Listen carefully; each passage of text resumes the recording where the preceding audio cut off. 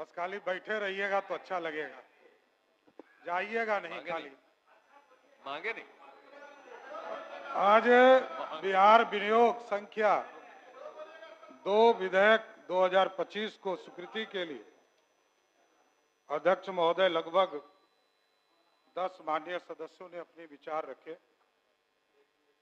और 28 तारीख से ये सदन चल रहा है। महामहिम राज्यपाल के संबोधन के बाद हम लोगों ने 3 मार्च को राज्य में 2025-26 के लिए वित्तीय बजट का उपस्थापन किया और आज हम विनियोग के तौर पर एक तरह से चाबी लेने आपके बीच में आए हैं कि पूरा सदन की सहमति से चाबी मिले और बिहार के विकास की गति को हम आगे बढ़ाने का काम कर सके।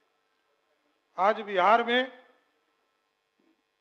देश में आदरणीय प्रधानमंत्री आदरणीय नरेंद्र मोदी जी के सबका साथ, सबका विकास, सबके विश्वास और सबका प्रयास और बिहार के लोकप्रिय मुख्यमंत्री आदरणीय नीतीश कुमार जी के संकल्प न्याय के साथ, विकास के साथ बिहार आगे बढ़ रहा है। इसमें इस बजट का अहम भूमिका होने वाला है। और आपको अध्यक्ष जी याद होगा, नीतीश कुमार जी के नेतृत्व में जब पहली बार, और आप तो उसके संयोजक ही रहे, 2004-05 का जो अंतिम बजट आया वो 23,885 करोड़ रुपया था और आज 2025-26 में जब 3 मार्च को हमने बजट पेश किया तो 3,17,000 करोड़ का बजट हम लोगों ने प्रस्तुत किया। हमारे भाई बता रहे थे और स्वाभाविक है, भाई को पूरा ज्ञान तो अभी बताना ही पड़ेगा कि चीजें क्या होती है। और आपको बताते हुए बड़ा ही स्पष्ट तौर पर बताना चाहता हूं, यहां बैठे हैं विजेंद्र बाबू, ये भी वित्त मंत्री के तौर पर रहे, उधर से भी आदरणीय सिद्दीकी साहब भी वित्त मंत्री के हैसियत पर रहे, लेकिन बिहार में पूरी तरह वित्तीय अनुशासन का काम, जो वित्तीय ढांचा है उसको सही रखने का काम किया गया। और जहां 2024-25 में जो अभी बजट चल रहा है, इसमें हम लोगों ने 1121 करोड़ रुपया राजस्व बचत का फैसला लेने का काम किया था। और इस बार यहाँ विजय चौधरी जी भी बैठे हैं, वित्त मंत्री रहे, और इस बार तो हम लोगों ने और इससे बढ़कर 2025-26 के लिए राजस्व बचत का 8,831 करोड़ रुपया रखने का लक्ष्य रखा है। कहां वित्तीय उल्लंघन कहां हो सकता है? और आपको बताना चाहता हूं, पता नहीं कहां से हमारे पूर्व मुख्यमंत्री और हमारे विरोधी दल के नेता ने कहां से स्वरूप लाने का काम किया, पता नहीं। मैं बता रहा हूं और इनको जानना चाहिए, अच्छी बात है, जानना चाहिए। आपको जानकर आश्चर्य होगा कि पिछले 2 बजट में भी हमारे यहां 22-23 में लगभग 98% राशि हमने खर्चा किया, 98%। और पिछले वित्तीय वर्ष में भी 97% राशि खर्चा किया। और जिस तारीख को मैं बजट ला रहा था, 3 मार्च को जब बजट ला रहा था, तब का आंकड़ा मैं बता रहा हूं, 84% राशि खर्चा कर चुके और एकदम आश्वस्त करते हैं पूरे विधानसभा को, इस बजट में भी 98 से 99% राशि बिहार सरकार खर्चा करने का काम। और इनको थोड़ा आईना दिखा देता हूं, भाई ये समान है, बहुत छोटे हैं। 2001-2 में क्या बजट का स्थिति था पता है आपको? पूरे बजट का मात्र 23% राशि खर्चा होता था, यही बिहार था। और यह जानना चाहता हूं, देखिए सिर्फ बोलने से नहीं चलेगा, आपको एक एक जानकारी देना पड़ेगा। सिर्फ मैं नहीं बोलता हूं, ये कोई मेरा लिखा हुआ नहीं है, ये सरकार का रिपोर्ट है। और स्वाभाविक है, जो लोग फर्जी होते हैं उनको फर्जी ही लगता है, अब उसमें हमको कुछ नहीं कहना। और यहां बड़ा स्पष्ट है, आज बिहार की चर्चा पूरे देश में होती है और लीडर ऑपोजिशन ने पिछले दिनों भी कहा कि 2005 के पहले पीएमसीएस था। ये तो पूरा देश जानता है कि पीएमसीएस था, कब बना था ये तो बताइए। पीएमसीएस मैंने बताया, मैं बता रहा हूं, एकदम बताऊंगा, सुन तो लीजिए।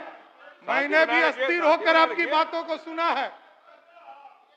पीएमसीएच 1925 में बना, दरभंगा डीएमसीएच 1946 में बना और नालंदा मेडिकल कॉलेज 1970 में बना। जवाहरलाल नेहरू कॉलेज जो है एनएमसीएच वो 1970 में बना और एएनएमसीएच 1979 में बना और श्री कृष्ण मेडिकल कॉलेज मुजफ्फरपुर 1979 में बना। 1979 के बाद 2005 तक एक मेडिकल कॉलेज नहीं बना। यही तो कह रहा हूं, यही मैं कह रहा हूं कि 1990 से लेकर 2005 तक कुछ नहीं हुआ। यही मैं कह रहा हूं, ये स्पष्ट है। और 2005 के बाद आपको जानकर आश्चर्य होगा, बेतिया का मेडिकल कॉलेज 2008 में नीतीश कुमार की सरकार ने बनाया। पावापुरी की मेडिकल कॉलेज नीतीश कुमार की सरकार ने बनाया। पटना में आईजीएमएस को मेडिकल कॉलेज का दर्जा नीतीश कुमार की सरकार ने 2011 में दिया। 2019 में पूर्णिया में मेडिकल कॉलेज खोलने का काम किया गया। 2020 में मधेपुरा में मेडिकल कॉलेज खोलने का काम किया। और ये आरोप लगाते हैं, मैं जातियों पर राजनीति नहीं करता हूं, एकदम स्पष्ट रहिए। नेता विरोधी दल जी, मैं कोई जाति का विरोधी नहीं हूं, इस भारतीय जनता पार्टी का सदस्य हूं। और मैं समझ लीजिए, कल तक तो विचारधारा नहीं था, कल तक मैं लालू जी के साथ भी काम किया, लालू जी के साथ कोई विचारधारा नहीं था। और हमारे भाई ने पूछा कि कभी संघ कार्यालय गए हैं, नागपुर गए हैं। अरे हम तो ये पूछना चाहते हैं, आपके आदरणीय पिताजी जब मुख्यमंत्री बन रहे थे तो चिट्ठी लेने नागपुर गए थे। और जिस दिन, मैं आपको कहता हूं, जिस दिन आप आरएसएस के संघ नागपुर कार्यालय जाइएगा, उसी दिन आपका किस्मत खुल जाएगा। और वहां जाइएगा, आपको दिखेगा, पहला दिखेगा, आपको पहला दिखेगा। वही मैं कह रहा हूं। इसलिए मैंने कहा कि जब आरएसएस के संघ कार्यालय जाइएगा तो आपका इसलिए किस्मत खुलेगा, तो घुटने के साथ आपको दिखेगा यादव निवास। आरएसएस कार्यालय में यादव निवास भी बना हुआ है। कोई दूसरा सभी वर्गों की चिंता करता है। और इसी भारतीय जनता पार्टी जनसंघ जब तक स्वरूप में था साथियों, इसी प्रदेश में पूरे आप ही के समाज के लोग इस पार्टी को खड़ा किए हुए। यहाँ बैठे हैं नंद किशोर जी, लगातार आगे खड़ा करने का काम किए। लेकिन साथियों, मैं जातिवादी नहीं हूं, लेकिन जो अपराधी है उसको किसी भी कीमत पर नहीं छोड़ूंगा, एकदम स्पष्ट रहिए। और आप देख रहे होंगे, कल तक तो उससे पूछा जाता था, इंक्वायरी किया जाता था, और अब स्पष्ट है, अपराधी को पुलिस ने साफ तौर पर कहा है, अपराधी यदि कट्टा दिखाएगा उसकी हत्या भी करने का काम पुलिस करेगी। अब कहां है पुलिस? साफ काम कर रही है। इसलिए साथियों, आज बजट के अवसर पर आप देख लीजिए, अब स्वाभाविक है, अरे भाई आप अपने नेता की बोली बोलिए ना, लालू जी कहते थे रानी के पेट से राजा पैदा नहीं होगा। यहाँ रानी भी आई, राजकुमार भी आए, राजकुमारी भी आई, कौन रोक पाया? यही है लालू जी जो बोलते हैं वो कभी नहीं करते हैं साथियों, यही मैं कह रहा हूं। और आप कहते हो ना चुनाव 2005 हराया, 2009 हराया, 2010 हराया, 2014 में कहे ना भी नेता विरोधी दल कह रहे थे अटल जी का सपना कैसे पूरा हो, अकेले लड़े थे ना, 4 आदमी पे टिक गए थे 2014 के चुनाव में, याद है ना। और आगे भी एकदम चैलेंज रही है, एकदम 2025 का चुनाव होगा और आप 2000 और ये कहते हैं बार बार हमारे छोटे भाई कहते हैं कि अरे आप चुनाव जीतकर कैसे आए। अरे ये तो जानिए 2010 का चुनाव हुआ, यहाँ बैठे हैं ललित जी, पूरा लालू जी का परिवार चुनाव हार गया और सम्राट चौधरी चुनाव जीत कर आया। यह गलतफहमी में कहा है। आपके वोट के जलवा को मैं जानता हूं। 99 में लड़ा, कोई वोट आप नहीं दिला पाए। क्या है नेतागिरी? आप अपना वोट जब दिला ही नहीं सकते हैं तो आपका, अरे मैं जानता हूं, अरे स्वाभाविक है। मैंने कहा विचारधारा, ये पहली पार्टी भारतीय जनता पार्टी है जिसने विचारधारा दिया राष्ट्र को खड़ा करने के लिए। इसलिए साथियों मैं स्पष्ट तौर पर आपसे आग्रह करने आया कि आज सदन में जो चिंता आया है, और चिंता है कि हम लोगों को 2025 में कई चीजों का काम करना है अध्यक्ष महोदय। चाहे वो ये लोग बोलते थे हर दाल का खरीदारी नहीं होता है, एमएसपी के माध्यम से हमको मूंग दाल नहीं होता है, उड़द दाल का खरीदारी नहीं होता है, सब करने का काम हम लोगों ने निर्णय लिया है।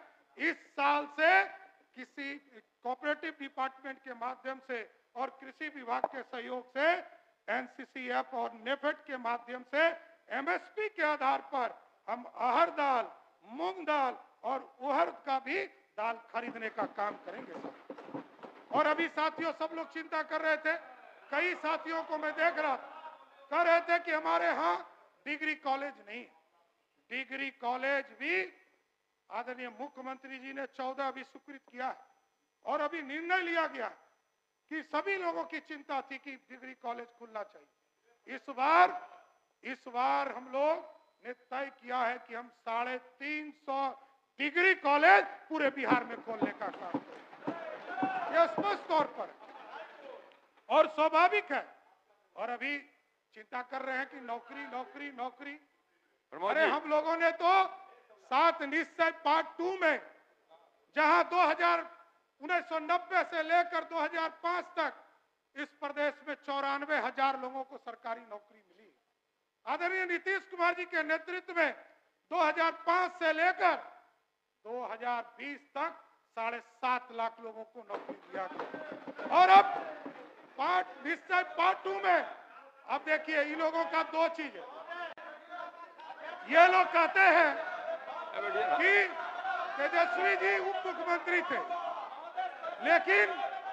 लेकिन मैं ये जानना चाहता हूं कि बिना मुख्यमंत्री के सहमति के सम्राट चौधरी, विजय सिन्हा दोनों उप मुख्यमंत्री है, दो गो। वो तो बेचारा 1 गो थे, हम तो 2 गो हैं। हम लोग भी जब तक नीतीश जी सहमत नहीं होंगे एक भी लोगों को नौकरी नहीं दे सकते। कहां गलतफहमी में है? इनको तो कोई पावर नहीं था। ये बेचारा पथ निर्माण मंत्री थे, शिक्षा मंत्री थोड़े थे, वित्त मंत्री थोड़े थे। अरे वित्त मंत्री के पास तो फाइल आता भी है, इनके पास क्या जाता था? इनके पास ये 4 साल से नौकरी बांट रहे हैं। जब 4 साल उम्र था तब से जो घोटाला कर रहा है वो हम लोग को राजा हरिश्चंद्र के तरफ प्रवचन दे रहा है। अब समझिए क्या दुर्भाग्य है इस बिहार का कि जो आदमी 4 वर्ष की उम्र से बिहार को लूटता हो वो आदमी राजा हरिश्चंद्र बनकर हम लोगों को समझाने का काम कर रहा है। यह दुर्भाग्य।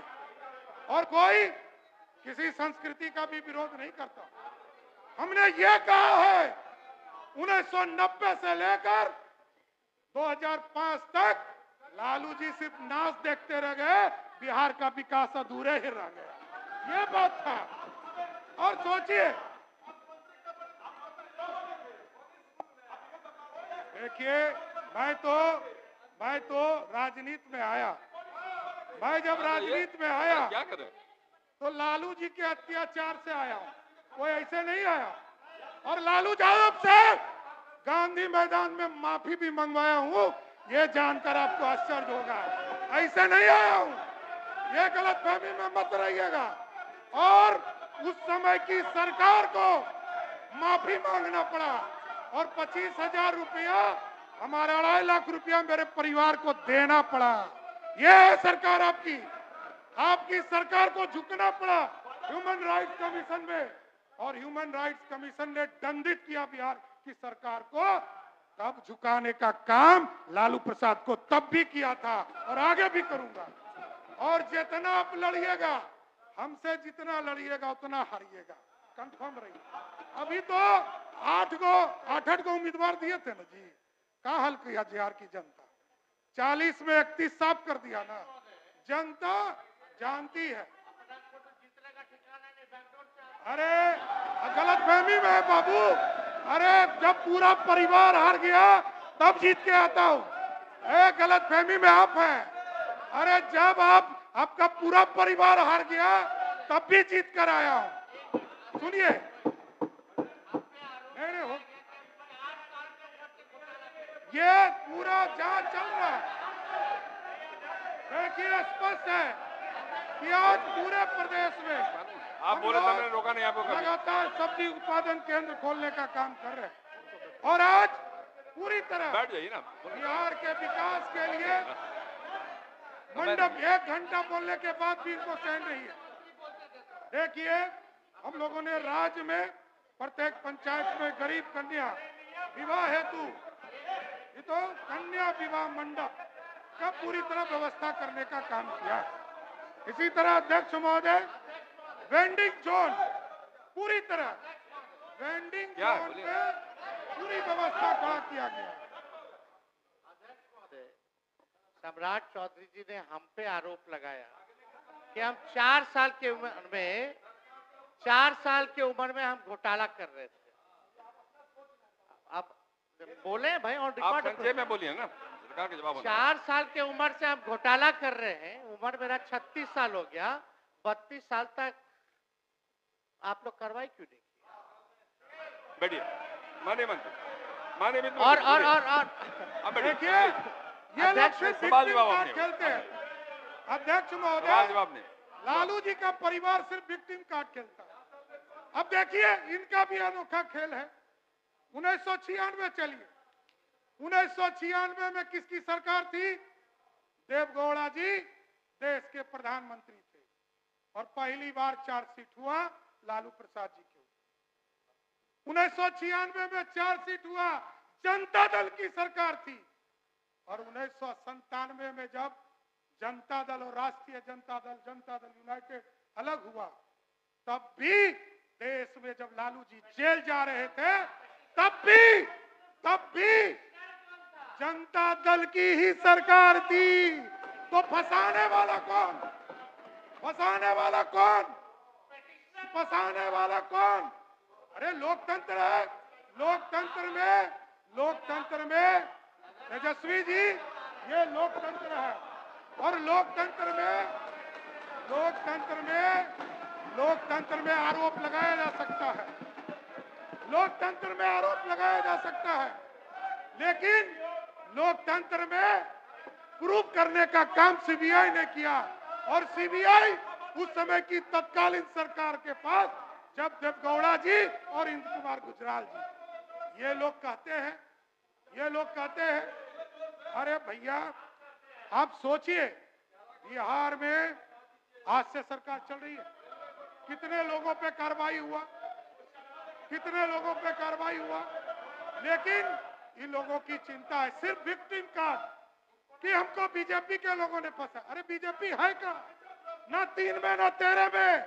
तुमको सजा तो कोर्ट ने दिया और ये पहला दुर्भाग्य होगा बिहार के लोकप्रिय सरकार के लिए कि कोई सिटिंग मुख्यमंत्री को जेल भेजा गया और सजा दिलाने का काम।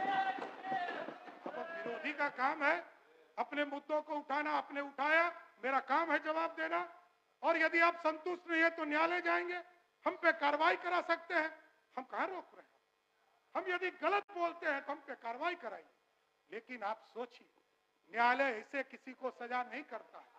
पंजीकृत तौर पर किसी को अपराधी घोषित किया गया, वो लालू जी का परिवार। इसलिए साथियों, मैं स्पष्ट तौर पर आप बोल रहे थे तो रोका था आपको, बोले कभी नहीं रोका। मैं 5 मिनट में कंक्लूड करूंगा। मेरा मानना है बिहार के विकास के लिए चरणबद्ध तरीके से हम लोगों ने बस स्टैंड निर्माण की चिंता किया और यहाँ पर उद्योग मंत्री जी हैं। और आप सोचिए बिहार जैसे राज्य में जैसे ही एनडीए की सरकार होती है और जैसे महागठबंधन की सरकार है, फर्क तभी दिखना शुरू होता है। और आदरणीय नीतीश कुमार जी के नेतृत्व में लगातार काम बढ़ते रहे और 2005 से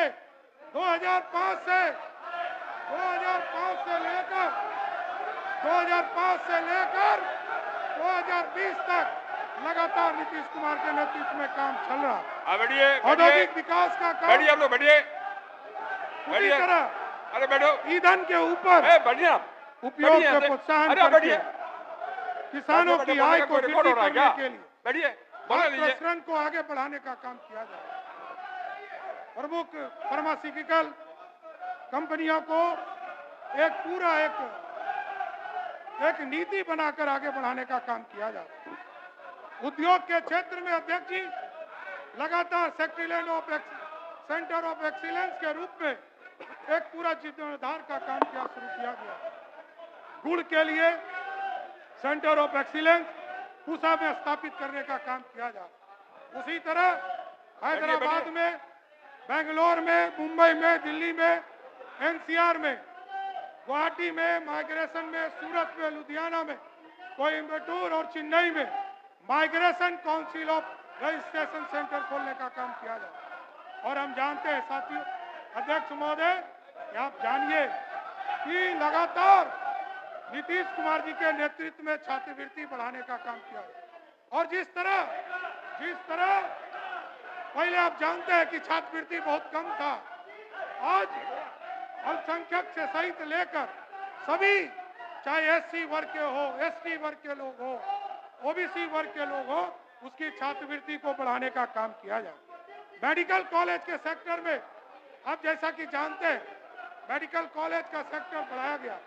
आगे भी इसको हम पीपीपी मोड पर और आगे के दिनों में मेडिकल कॉलेज अनुमंडल स्तर पर एक रेगुलर अस्पताल निर्माण का किया जाएगा। और यदि बोल रहे हैं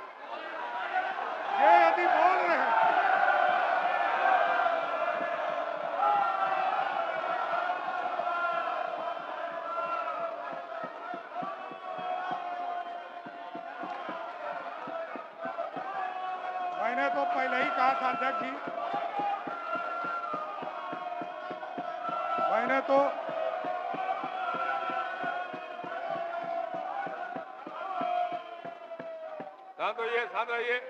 मैंने तो पहले ही कहा था अध्यक्ष जी, ये लोग को जाना ही है क्योंकि ये लोग जवाब नहीं सुन सकते। अब स्वाभाविक है, अब वो छोटे हैं तो हम लोग क्या कर सकते हैं। हमारे कई सदस्यों को तुम ताम कर रहे थे पिछले दिन, एक भी सदस्य हमारा उनसे छोटा नहीं होगा इसकी गारंटी है, तब भी शर्म नहीं लगता है। दुर्भाग्य है लोकतंत्र का, नेता विरोधी दल हो गए, बड़े बाप के बेटे हैं, यही सोच कर आते हैं सदन। लेकिन आज मैं यही बताना चाहता हूं कि अध्यक्ष जी, निजी क्षेत्र को भी माननीय मुख्यमंत्री जी की सहमति हुई, निजी क्षेत्र से भी आपने देखा मैदानता को भी यहाँ पर आदरणीय मुख्यमंत्री जी ने जमीन देकर वहां पूरा एक हॉस्पिटल खड़ा करने का काम किया। और अभी आदरणीय मुख्यमंत्री जी की सहमति हुई कि जो पूरे विश्व स्तर का संकरा नेत्रालय हॉस्पिटल बनाने के लिए भी बिहार सरकार ने 1 रुपया पर उसको जमीन देने का काम किया। और आगे भी अभी बोल रहे थे, सुने नहीं, पढ़े नहीं, बेचारा बिना पढ़े आ जाते, हम लोग क्या करें अध्यक्ष जी। अब लोक स्वास्थ्य प्रबंधन संवर्ग उसी दिन 3 तारीख को ही मैंने घोषणा किया कि सरकार इसको अगले इस वित्तीय वर्ष में इसको करने जा रही है, लेकिन वो पढ़ते ही नहीं बेचारे, हम क्या करें। अब सिर्फ उनको जो ठीक कहा जनक जी ने, जो लिख के हाथ में दे देता उसी को पढ़ने आ जाता, लेकिन जानकारी रिसर्च तो क्या करेंगे भी, लालू जी रिसर्च करिए नहीं पाए, ये क्या करेंगे। लेकिन दुर्भाग्य है बिहार की राजनीति के लिए कैसे लोग भी विरोधी दल में बैठे हैं और लिटरेसी रेस के बारे में लोगों ने चर्चा किया, गरीबी के रेट के लिए चर्चा करने का काम किया।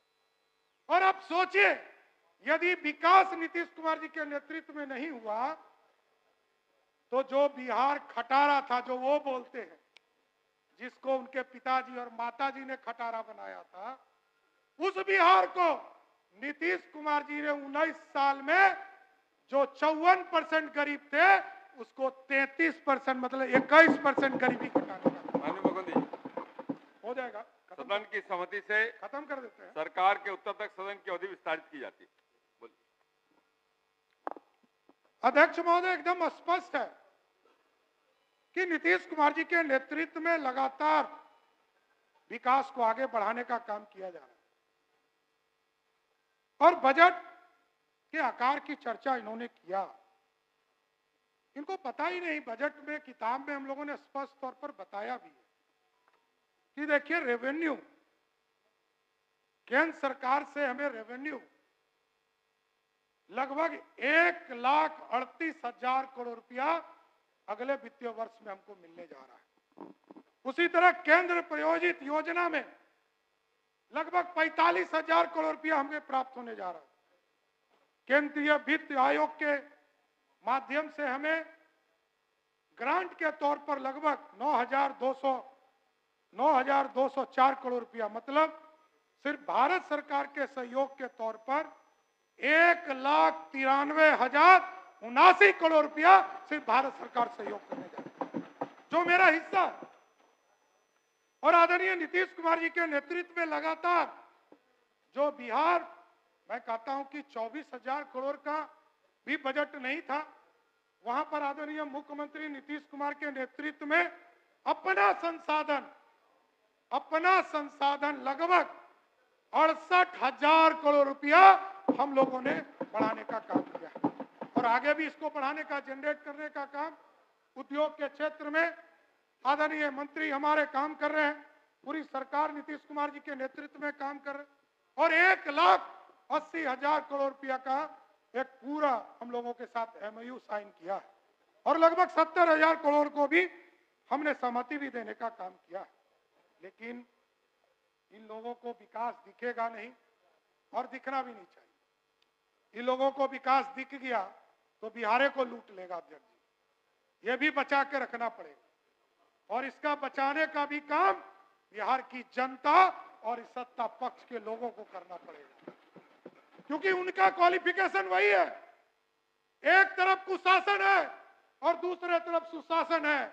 अब तय जनता को करना है कि 2025 में क्या फिर से एनडीए को 225 सीट देकर आदरणीय नीतीश कुमार के नेतृत्व में सरकार बनाने का काम।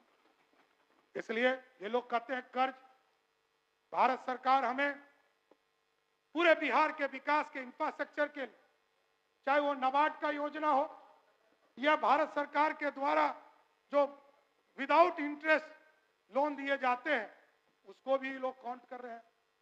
अब दुर्भाग्य है कि इन लोगों को पहले जानकारी कौन देता है, ये अब खोजना पड़ेगा हम लोग कि ये जो जानकारी है ये पता करना पड़ेगा और पूरी तरह बिहार के विकास के लिए हम लोग प्रतिबद्ध हैं अध्यक्ष महोदय। और पूरी तरह हम लोग तो बड़ा गर्व के साथ, मैं तो सब लोगों के साथ काम किया हूं, लालू जी के साथ काम किया, कभी विकास की बात नहीं, और नीतीश कुमार जी के साथ काम किया तो सुबह से शाम हो और रात को भी फोन करके कहते हैं कि इस फाइल को देखते रहिए, सिर्फ विकास की ही चिंता करते हैं, कभी कोई दूसरा बात ही नहीं। कोई दूसरे बातों की चिंता ही नहीं करते और सिर्फ ये कहते हैं काम करते रहो। और ये लोग कहते हैं कास्ट सेंसस, कास्ट सेंसस। अरे दिया क्या था ये तो बताओ। यही मुख्यमंत्री नीतीश कुमार जी हैं जिन्होंने लालू प्रसाद जी को जनसंख्या के आधार पर कहा कि सबसे बड़ी आबादी वाला जात है, इसको सत्ता में बैठना चाहिए। और 4 साल तब देखा इन्होंने कि पिछड़ों के साथ, दलितों के साथ, अति पिछड़ों के साथ जब अन्याय करने लगा तो नीतीश कुमार जी ने साथ छोड़ा और समता पार्टी का निर्माण किया।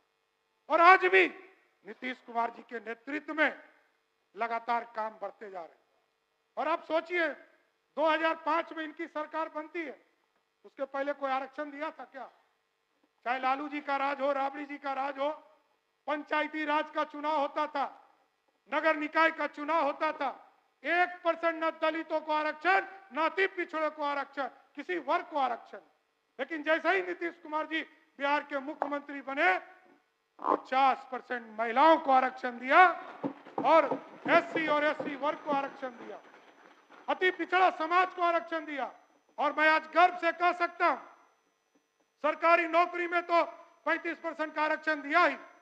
आज महिलाएं सिर्फ नेता के तौर पर जिला परिषद और नगर निकाय में, आपको जानकर आश्चर्य होगा अध्यक्ष जी, 50% जीत के नहीं आई है, ये 60% महिलाएं चुनाव जीत कर आने का काम कर रही है। इसलिए ये लोग कहते हैं कि हमको भारत सरकार सहयोग नहीं करती।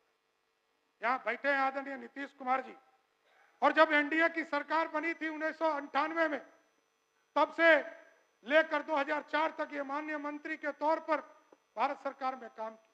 और आप याद कीजिए अटल जी ने जब बंटवारा हुआ तो 4,000 करोड़ रुपया, 4,000 रुपया करोड़ करके 4 साल राशि देने का काम किया। लेकिन तब की तत्कालीन सरकार ने 1 रुपया खर्चा नहीं किया। जब नीतीश कुमार जी मुख्यमंत्री बनकर आए और आप पथ निर्माण मंत्री बन के आए तो रोड के सेक्टर में और बिजली के सेक्टर में आपने खर्चा करने का काम किया।